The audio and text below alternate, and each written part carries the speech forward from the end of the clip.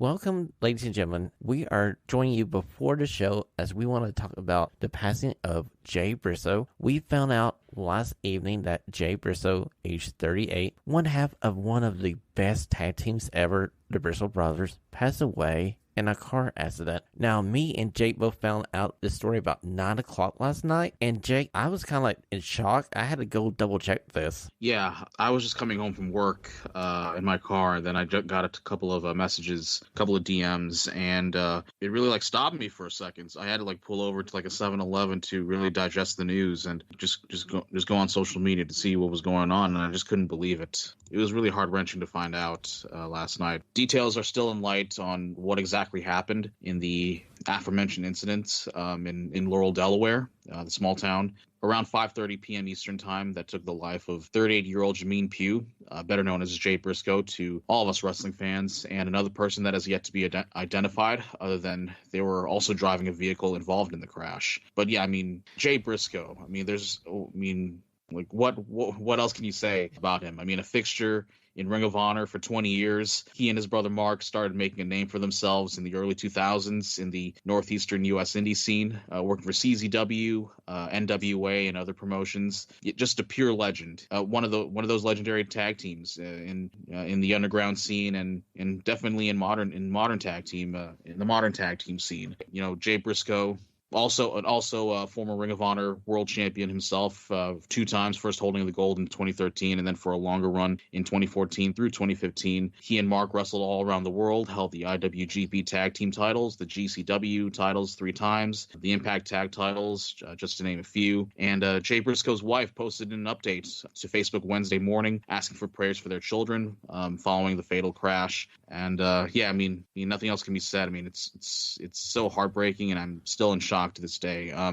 We just want to send our thoughts and prayers to the family, to Ashley, and for the rest of the children as well. It's really gut wrenching when I heard the news last night. Hey, David, since you're the long-term Ring of Honor fan, can you tell us how, to me, the Briscoe Brothers have always been the cornerstone of ROH. They've been there since almost day one. Well, they've been there since day one. Sean, they appeared on the very first show. They made the now, although obviously Jay pretty comprehensively covered their career there, including mention of some of their major titles, and obviously Jay's short-lived individual run in Ring of Honor, which was deserved, I think. I don't know whether you call it successful, and I don't want to downcry the guy, but it was certainly deserved. I remember seeing them early doors, and I remember seeing them early in the UK in a company called IPW, not one PW, but IPW over here. Met them. They were lovely fellas, if you could understand them. The Delaware accent, shall we say, wasn't far removed from their characters that they had in real life.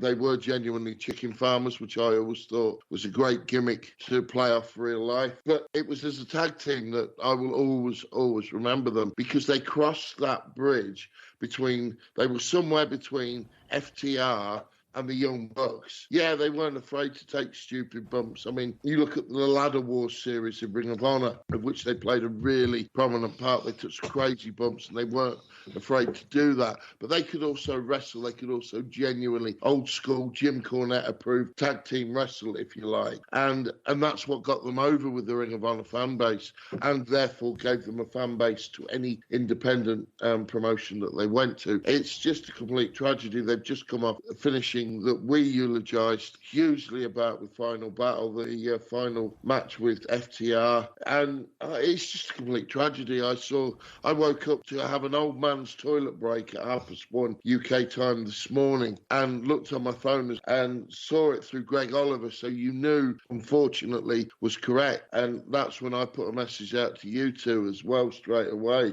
And then by the time I got back into my bed, my Facebook page had just blown up unbelievably, and it was obvious it was true. Jake said it. We obviously didn't, we wouldn't wish this on anyone, and all our thoughts and prayers go out to family, friends, and anyone affected by him, and particularly Mark. Poor old Mark, where's he going to go now? What's he going to do? And the fact that we'll never hear that music and see those two coming down the aisle to them boys and hearing Man Up chanted again, it's a tragedy and a terrible shame. It's really inspiring to see the whole wrestling world just come together and just giving their tributes and their memories of Jay.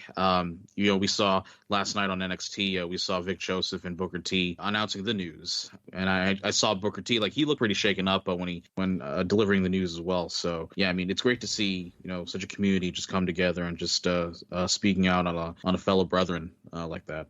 Guys, like, looking over through wrestling Twitter, it seems like Jay Briscoe was one of those good guys in this industry that a lot of people despise the world of, and I feel like his legacy is going to last forever. If I were Tony Khan, I'd be thinking about adding, like, an honest to goodness Jay Briscoe memorial show to the schedule whenever the ROH tapings were due to begin. I would even just go back to go back to the library and just put, like, a live stream of, like, all the best matches on YouTube. Like, I can just like binge those, like, all day. I mean, it's to think how many years, like, since, like, 21 years in Ring of Honor. I mean, that's one hell of a legacy to leave out.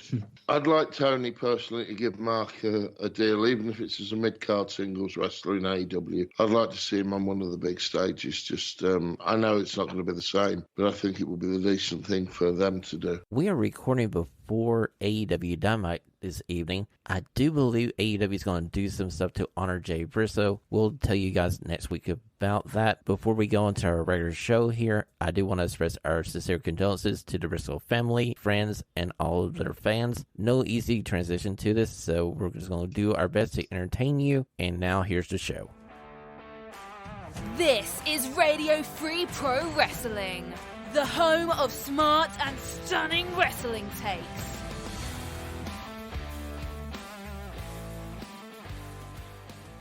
Ladies and gentlemen, welcome to this episode of Radio Free Professional Wrestling.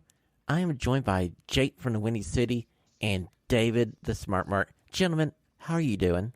We have a lot to talk about today, Sean. I'm really looking forward to the show today. I love you. I know, Jake and David, we do have a lot to talk about. We get a surprise return, and I feel like maybe a lot of people got let down by a non-return. So let's get right to the control center here. This is your Radio Free Pro Wrestling Control Center. All the wrestling news you need to know.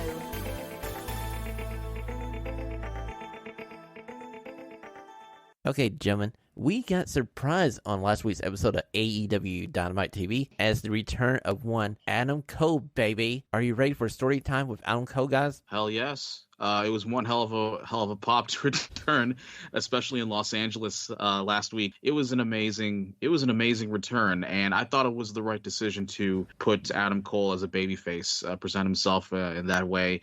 And man, he definitely got me with the slight swerve over there, thinking that it might have been his last time in the ring. But it was just an amazing reaction last week, and I couldn't have put it like in a better light. Yeah, I agree with most of that. I thoroughly enjoyed the promo. Great seeing him. Always been a fan. I hope he gets used right this time. I've already got my personal booking lined up for him. I hope they, I hope they do it. And if Tony, I know you listen. When you want advice on how to book Adam Cole, come and see us. I'll sort you out. Okay, gentlemen, the one person we all were kind of expecting, or a lot of people were expecting to be on this Dynamite show, was one former Sasha Banks. Now, she hasn't appeared for AEW TV yet, but she is making waves with the owners of Stardom as she went out and tweeted some quotes for another promotion and ruffled some feathers with the owners of Stardom. So, gentlemen, do we see Sasha Banks in AEW before July? With Mercedes Moné, at this point, I don't really expect it, but I won't be surprised though. This could be an issue of New Japan and Bushiroad and Stardom having first dibs on her. Would I like to see it? Definitely. She has the glamour, she has the star power to do so. But hey, she's already booked against Kyrie for a Battle in the Valley in San Jose. So I mean, she already has some good stuff on her plate anyway. Do we see her by July? Yes, I think we do. I think Mercedes Banks or Sasha Moné, whatever she's going to be called. I do have my doubts based on I'm going to put it down to Kyrie not taking her new finisher very well. The introduction in Wrestle Kingdom was decidedly underwhelming. So I hope AEW, with their great track record of introducing new stars, do it well. But fingers crossed, I'd like to see it. I'd like to see her in there. I think she can only help the women's division, but we've said that before, guys. Sure. And we've still got to be proven right over some individuals. So we'll wait and see. But yes, I do. In answer to your question, Sean, I think she'll be there before the end of July. Yeah, at least it'll be in front of a US crowd, so it won't be awkward to look at least. Well, apparently she's already she has obviously from the WWE, and you pinch your salt this, guys. You pinch your salt this, has a reputation of being difficult to work with backstage. Now apparently she's only been with New Japan 2 weeks, and that's already resurfaced. But again, pinch of salt. Well, Jim, it would not be this show, and I wouldn't be myself if I didn't mention this next news story. As over the weekend, Jinny went onto her Instagram and Twitter and announced that she is retiring from in-ring competition. So I do want to wish one of my favorite professional wrestlers of all time a very happy retirement. Oh, definitely. There was some speculation that Jinny might take a non-wrestling role with WWE, and that could still be on the table. But yeah, I mean, the times that I did see NXT UK, she was definitely a highlight every week. For now, we just wish Jinny health and happiness in whatever it is that's next. Basically, she's going to have about 18 children with Walter. That's what she's doing, Sean. Okay, last news story, guys. As we were recording last week, we were basically inundated with news from the WWE and speculations that the WWE was going to be sold to like the Saudi Arabians. Now, at the time of recording, the WWE still hasn't been sold, but there has been more lawsuits going into stopping the WWE from being sold, as a lot of stockholders are going out and trying to get Vince McMahon stopped from doing any kind of action on this front. Yeah, we just saw what is it? The Detroit cops, who are also stakeholders in the company as well, just like filing a lawsuit. What else is there to say than what a mess? It's only we're in the middle of January, and it's going to be such a crazy year as far as like news in professional wrestling. It's just like, what else can you handle? The fact that Vince has already voted himself back to being executive chairman of the board, or whatever the official title is, but basically he's got rid of every naysayer. His daughter resigned before they could even have the company vote on whether he should be chairman of the board again. I mean, that speaks volumes. You know, she didn't want to get herself involved in the vote. It was a unanimous decision to elect him, return him to being chairman of the board. It speaks volumes, guys. The guy will do what he wants. He don't give a flying about lawsuits, about what other people think. And I still am convinced, until I see it otherwise, until Jake, with all his Wall Street connections, tells me otherwise, I am still convinced it's going to Saudi Arabia. Why wouldn't it? What would upset everybody the most? Yeah, well, I mean, what would? I mean, unfortunately, I listened to Nick Khan do like an hour-long interview this morning. It's really fascinating. He was on the Bill Simmons podcast this morning, which is kind of ironic because he was one of those guys in the board of directors who unanimously voted against Vince coming back. It's really fascinating, not because anything terribly interesting is said, but because you can see why Khan got where he has. I mean, he's one hell of a politician, dude. And hey, props to him. But he's like your typical Tory, in my opinion. Yeah, get in there. Well, we're going to leave this news segment here. We'll keep you informed as we go along through this new rendition of Succession, as each week we're getting a new kind of twist and turn as the WWE might be sold. So maybe by the time we join you next week, WWE has been sold. I can tell you who bought it. Okay, gentlemen, let's slide over to our Stunning 6 questions of the week. It's time for the Stunning 6 questions. All the wives, and what have they done now?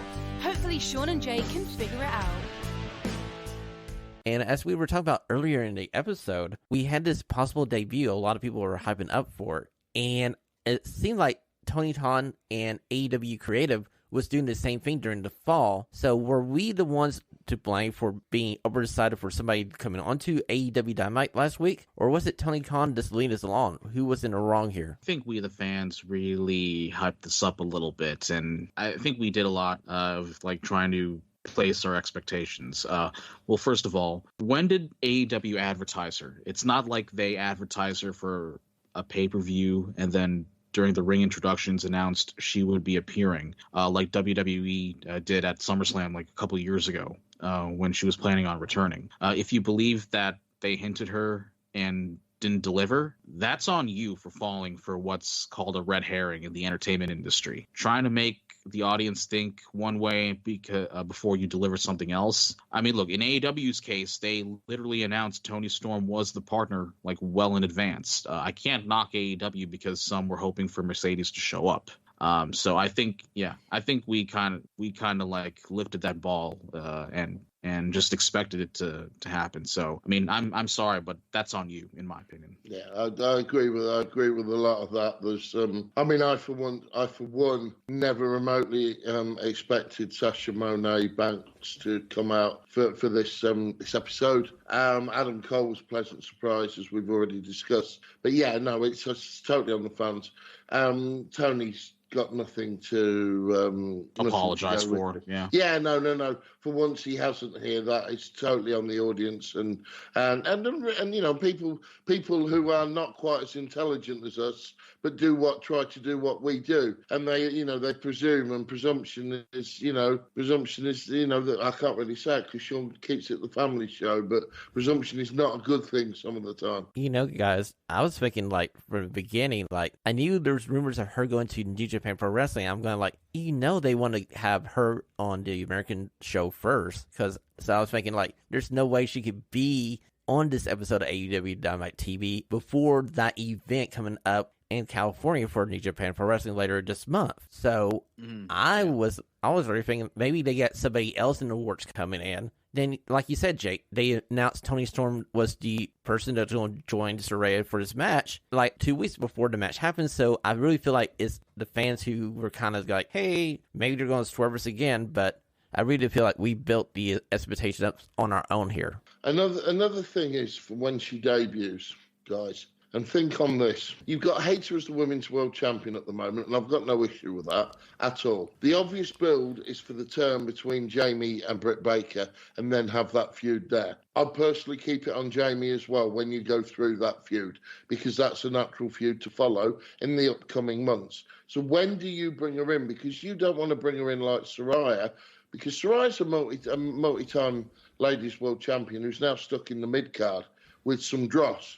And I'm sorry, she is. Toni Storm, whether I like her or not, which everyone knows I don't, has won multiple championship belts and is stuck in mid-card dross. But that's because she is mid-card dross. That's another story. But she's still a big name. Look at what has happened to Ruby Soho. You know, all these people they brought in, and they've not been booked very well. So for Christ's sake, I'm saying, don't bring her in yet. Leave it till at least the Hayter-Britt feud is going to reach a climax, and then bring her in as the next challenger. That's what I'd do. Yeah, they already have enough women that they can't even showcase every week.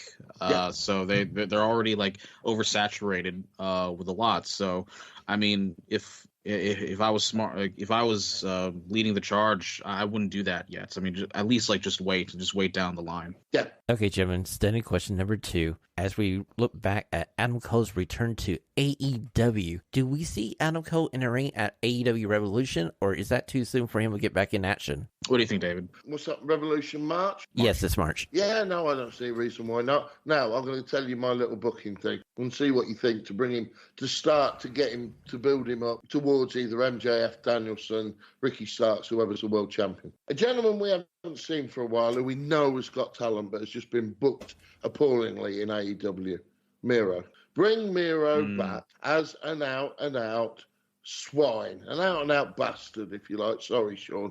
Just pretend I've said Pat there. And really heal him up. You brought Adam Cole in as a dead white meat babyface. We've all said it, and none of us have said we dislike it. We were all fine with it. So have Miro, Adam Cole. Adam Cole has got to fight from underneath. He's got to be the underdog. He can bounce around the ring for Miro. He can make Miro look as he is, look at a beast.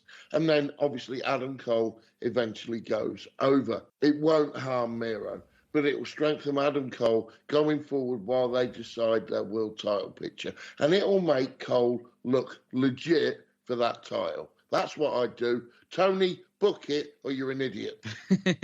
That's exactly you got the same as I did, David. I thought that as Adam Cole, if he's going to be a pure babyface, he should be booked like trying to overcome the obstacles, and if you want a couple of giants to try to overcome. I did think of a couple of people, Miro, as you mentioned, and David, and I was also thinking maybe Powerhouse Hobbs. That'll be that'll be one hell of a fresh opponent for Adam Cole. Like if he remained a heel, I probably would have said Kenny Omega to finish off that feud. But since he's coming off fresh as a babyface, I mean, I think a great storyline for him would be to overcome massive obstacles. So yeah, those are the two people. Stay away from the kindergarten now. He really no, but he does so, doesn't he? He does. I know they've got that natural alliance from the Undisputed Elite and all that, and no, they just need to stay away from each other. If you're going to push Cole, push him individually on his own and let him be pure white meat and find some proper heels, not tweeners, not someone who wants to get over it because they're cool and what have you, just out and out dirty heels. And Miro, and you're right with Hobbs, Miro and Hobbs can both do that. Another person that has been used much, do you think Andrade could be another opponent for him? No. I mean, I see your point. Don't get me wrong, but I don't think he'd get him over as much to elevate him because I'm thinking of the size difference and the actual physical overcoming to make him legit. Incredible. Yeah. Okay. That's a good point. That's a good point. Excluding Brian Cage, I could care less about. Yeah. No, that never crossed my mind, Jake. You're all right. Okay, gentlemen. My idea is he should be the second challenger for MJF as the summer challenger for the world title. As we're getting Bryan Danielson here in the beginning of the year, I feel like Adam Cole should be the summer challenger to MJF, and we can have a trio of matches between them during the summer. Having a trilogy of matches would be pretty interesting, and then having starting from Double or Nothing, going to the rest of the year, that would be one hell of a feud there. I mean, look, MJF, he already has a lot of opponents, a list of opponents lined up with him, Starks, obviously Bryan and Cole as well. And the one thing we got to think about, guys, we don't know how much longer Adam Cole's going to wrestle because he's coming off 2 concussions within 3 months. That's a good point. I think this is the good chance right now to take this opportunity and don't do too much in the ring. Just take care of yourself in the ring and just have those. Just focus on the mechanics and the technicalities in the ring. Because, look, he's one hell of a mechanical wrestler as well. So I think that's what Cole should focus on, in my opinion. Okay, gentlemen, third stunning question here. And, David, this might surprise you. I'm going to offer this scenario to you. We've always been talking about who should end Roman Reigns' reign as Universal Champion. I think I found another person we can do it with. Back on the last episode of SmackDown, Gunther beat Braun Strowman. Gentlemen, would you want to see Gunther be the next Universal Champion? Yes, but I don't think he will be. I don't think he's got the mainstream popularity or knowledge. Or unfortunately, and I say this unfortunately, I would love to see him. He could take the belt home to Jinny, and then, she could, she'll be in the middle of having all those children now she's retired. But unfortunately, I don't think they will because I don't think he's popular or mainstream enough. But it's a great idea, Sean. Yeah, ditto. That would have been a great feud right there.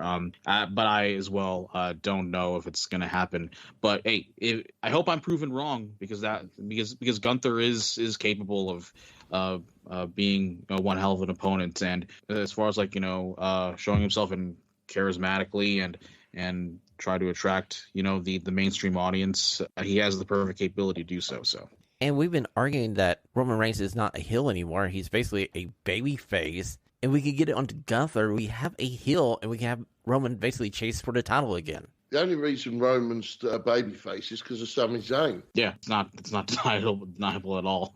I mean, Sami is literally you can say he's carrying the bloodline on his shoulders right now. Yeah, fair. Okay, gentlemen. Fourth stunning question for you. We just saw the end of the Best of 7 series between Death Triangle and the Elite. Gentlemen, was that not the most anticlimactic ending to a Best of 7 series of wrestling matches you've ever seen in your life? Look, don't get me wrong. It was very action-packed, a lot of big ladder spots. The live crowd loved it, and And hey, look, I mean, they seem to be satisfied, but after like 7 matches, I thought it was going to be like a very like dramatic type of conclusion. And after seeing it, like, hey, I still slightly enjoyed it, but I thought there could have been more drama to this, and they didn't. Maybe it's because they were etched up for time, but I definitely expected more. I don't know what it is. Maybe like more like emotions or more heelish tactics on the other side. But I don't like. I was a little underwhelmed with the overall climax of this. Yeah, bang on. They gave it 23 minutes. They built this up, coming back from 3-1 down. We all knew where it was going because it's the kindergarten and they booked their own, results. But the big question for me is not just the fact that we all, to be fair, it was almost, and I understand why Sean's asked it, but it was almost a rhetorical question because it was underwhelming. It was a big, there were elements of all 7 matches that were just the same, and it got a little bit tedious. As a best of 3 would have been brilliant. Paced it out over 3 months. You'd have had really something to look forward to. But we all knew where it was going, so therefore, a la my Wrestle Kingdom argument, the result spoilt it. And also now, what are the Bucks? Well, what are all 6 competitors? Where do they go now? That's the biggest question for me, more than some of the dross and some of the excitement, because they're equal, that I've had to watch over 7 matches.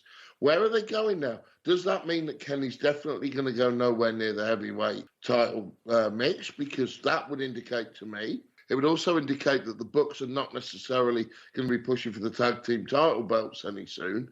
And if that's the case, fine that's by me. Fine. No, absolutely. But, I'm being realistic here, Jake. And also, more importantly than that, what the hell happens to Penta, and Pac and what? And, what are they going to do with them? Because now they've got nothing. They're just going to become, and they're better than mid-card. They really are better. Especially Pac, man. I mean, especially Pac, man. Like he's very talented. I mean, you've seen him for a long time, and with the and he was very smart with the hammer. I mean, he has the capability of being one hell of a heel. I mean, what else is going to do next? Go back to Orange Cassidy for the All Atlantic title? Yeah, I mean that might be the most realistic thing to happen. So, and this is exactly, Jake. This is my point. It's not necessarily, what we've just seen. It's where do they go for these guys from now? AEW has got. I mean, more than WWE, the difference between AEW's top end and the mid card is huge. It really is, and it's difficult to see who they can take out of mid card and push. But Pac is one of them. Well, you guys brought up a lot of great points here, and I'm just sitting here thinking about it. Who does the Elite face next for these trio titles? Who's another trio in this organization that we can throw to the Elite? The House of Black is the only one that comes to mind. Yeah. Well, you got the Ring of Honor 6-man tag holders with the Castle. So, that could be another option there. Yeah. But there aren't best friends. Best friends probably. To best friends. Okay, how about Penta versus MJF on a random episode of Rampage or Dynamite for the world title? I feel like that could be a good match. Yeah. Other than that, I mean, you got the boring embassy with Brian Cage and whatever those two guys are behind him. I mean, that would be awful. So you have raised a point there. We are at the bottom of the barrel, aren't we? Yeah. After this trio, like what else is there? See, to me, it's a prime example that AEW has too many titles because you just start looking at the roster and go like, where do we go from here? And I can't think of a good solution to the problem. I just remembered that, Ring of Honor has their own trios title, like the 6-man tag team titles. Like who else in Ring of Honor, like with this whatever roster they got, whatever size it is, like who else could be a trio over there too? Okay, gentlemen. 5th standing question. We're looking into Impact Wrestling as they came off a excellent pay-per-view they had last Friday night. And Mickie James, once again, is your Impact Women's Champion as she beat Jordynne Grace. So, gentlemen, who is the one to retire Mickie James? Interesting. I was actually a little surprised Hard to Kill was a great show, and I really thought that Mickey was actually going to retire, but hey, it kind of pleasantly surprised me. I mean, out of the Impact women, I could really maybe Taya Valkyrie could have a chance. I really like her. They may pull out like a rabbit out of the hat and try to get Gail Kim out of retirement to face Mickey. You've just ruined me now. That's exactly where I was going. Yeah, I stole your thing there. Deonna Purrazzo, obviously, they could absolutely go back to that. But yeah, I mean, those are some of the ideas that I have there. Gal Kim out of retirement or Tara Valkyrie are the only two options for me. Guys, going into that Friday pay-per-view, I was thinking Grace was going to go over, and that was going to be the end of Mickie James wrestling with Impact. I thought Jordynne Grace is the perfect person to give this to and give the rub to. Mm-hmm. Yeah. Can I just make a point on Hard to Kill? Go ahead, Dave. You're fine. How good is Joe Hendry? He got a semi-decent match out of Moose. Oh, yeah. Well, that's the most surprising thing right there, too. Ever anyone needed a push after having to deal with that, it's Joe Hendry. Well, I believe Joe Hendry's going to have a very amazing 2023 in Impact Wrestling. I do see some good things coming his way. And, I hope so. Hey, sign me up for Josh Alexander versus Joe Hendry. Yes, please. Yeah. Oh, yeah. That would be a great. I'll actually buy that. What are you hoping for Impact Wrestling in 2023? Really, do you hope that it'll continue do some good booking? Are you hoping that they can grow at least a little bit? Yes. Do you have your do you have your doubts and all that? No. It's Impact Wrestling, aren't they? They're like the large boil on the mass of wrestling, bless them. Yeah. But they every now and again, that, as you said, you two gentlemen both said, it was a half decent show. It's not going to rival Wrestle Kingdom Final Battle or even All Out or something like that. But it was a half decent show. It was entertaining and it was worth the watch. But you have to question. And it's the same with Ring of Honor, and Tony's going to come across this. How do you grow that audience in this modern day when you've got all the indie companies? I mean, even Game Changer Wrestling, as much as I hate it, they're pulling in bigger crowds than Impact and their pay-per-views. And I hate to say that. However, I have to say also, I watched Kenta in Combat Zone Wrestling last night in front of 40 people. 40 people, and they booked Kenta, and it was embarrassing. So as long as TNA don't go down that route, we'll be fine. I mean, this is the talking points for the past couple of years. I mean, you got your fill with WWE, AEW, and the big New Japan shows. That's basically all I'm able to watch, pretty much. Like, I'll watch like a couple of Impact shows here and there. I mean, I love the Speedball Josh match before the end of the year. I mean, that was one hell of a match. But I can't be able to watch well, simply because I don't have Access TV. I can only watch it through their Twitch channel. There's only so much time that people can dedicate to in terms of professional wrestling. But, hey, look, I mean, the fact is, like, some people can only take so much, and people have other interests too. So, but going back to your question about why I want to see from Impact in 2023, Jake, I feel like they have found their groove. They're like the third wrestling company in North America. They're at a certain level. They got the financial backing at Anthem that owns them. So they got TV station, they got a TV presence. And I feel like if they stay at this level and just keep giving good product, I think people will come to them, and eventually you can have organic growth again. Now, granted, I don't think they'll ever get back to the heyday where it was Spike TV, TNA, where they were doing like nearly 1 million people a week. Yeah, I agree with you. Unfortunately, they have a negative connotation to them because of the 2010 with Hogan and Bischoff coming into the company, and people still have, and obviously Spike canceling them. There's obviously like a negative connotation attached to them, unfortunately. But yeah, I mean, they're in a good place right now. They've definitely like bounced back from all the bad creative. The only thing I don't care for is Bully Ray. I could care less about him, but I agree with you, Sean, on that aspect. Okay, gentlemen, 6th stunning question for you. Tonight on AEW TV, we're getting Kushida versus Darby Allin. Gentlemen, are we excited? For me, I mean, Darby Allin's a TNT title run is starting off in a good on a good way, putting off in a good start.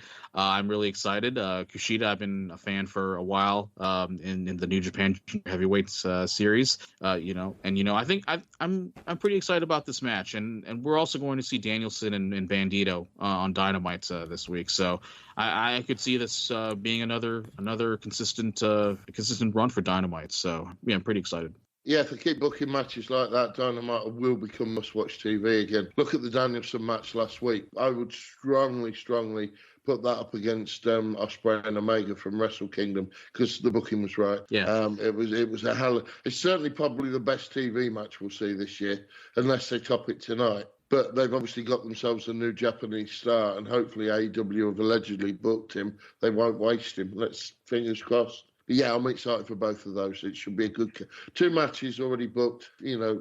Hopefully it'll be decent. Well, gentlemen, before we go this week, I do want to announce that we have a brand new website. You can go over to www.radiofreepw and get all your Radio Free professional wrestling content that your heart desires. We'll finally have our own website, and just a little bit of a tease. Maybe we can see something you can buy out of us a little later. So still working on that a little bit. Merch, Sean. Merch, Sean, merch. Maybe eventually down the road, guys. But gentlemen, you can go to the website. You can listen to the show live on the website, or you can go to your favorite podcast provider and subscribe to the show. We'll be on YouTube next, Jake. Yes. Please, so we can compete against the BAM boys. So, that'd be no competition. Not a competition in the slightest. Boris is cute, but he ain't that cute. And Matt, Matt's cute, so I'm going to try to improve on my appearance too. So no, mate, you look good. We have to. You are the youth of the program. So, gentlemen, where can we find you on the Information Superhighway? The Information Superhighway for me on Twitter at Jake Allnar, on Instagram jakeallnar.mp4 to get all my takes and just the randomest crap on anything on life, American football, English football, hockey, wrestling, MMA, whatever you name it. You can find me in Dak Prescott's garden, encouraging him for next Sunday's showdown with the 45ers. As the Cowboys keep their inevitable march to Super Bowl glory this year. It's coming home. Oof. Ladies and gentlemen, please join us Saturday for RPW World of Sports as me and David break down last week's wildcard weekend, and we preview the 49ers versus the Cowboys, and we'll see if David is still as excited for this game as he is right now. Tom Brady cried, I swear. Jake, David, ladies and gentlemen, until we see you again next week on Radio Free Professional Wrestling, stay stunning. Brother. This is Sergeant Arms of Christina on behalf of the guys. Thanks for listening to today's show. Please head over to Apple Podcasts and leave a 5-star rating and a review. Until next time, the liberation continues.